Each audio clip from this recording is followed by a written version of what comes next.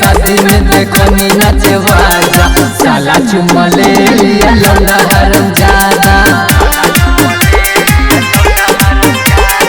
दुलिया के शादी में देखनी नाचे वाजा साला चुम्मा ले लिया लौंडा हरम ज्यादा।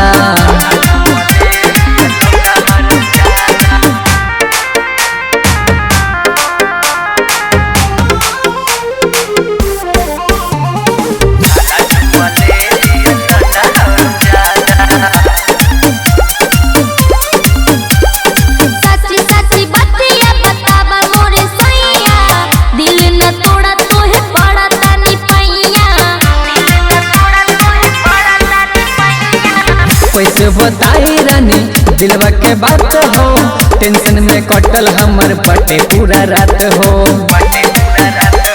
हमरा बुझाता कौनो धइले बा पांजा, कवन सवतिनिया माजा लिहले राजा।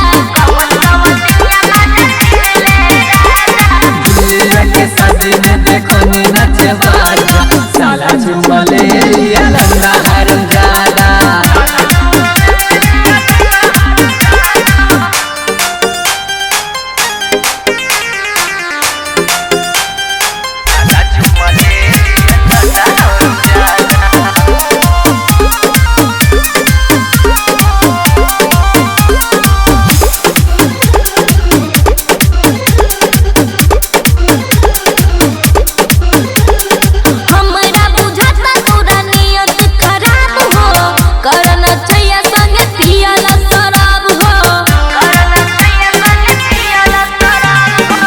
ऐसे न कर रानी हमरा पे शक हो, कर विश्वास हमर बतियाला रख हो।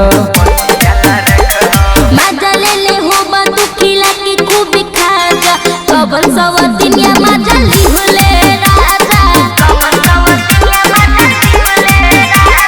दुलिया के शादी में देखनी नाचे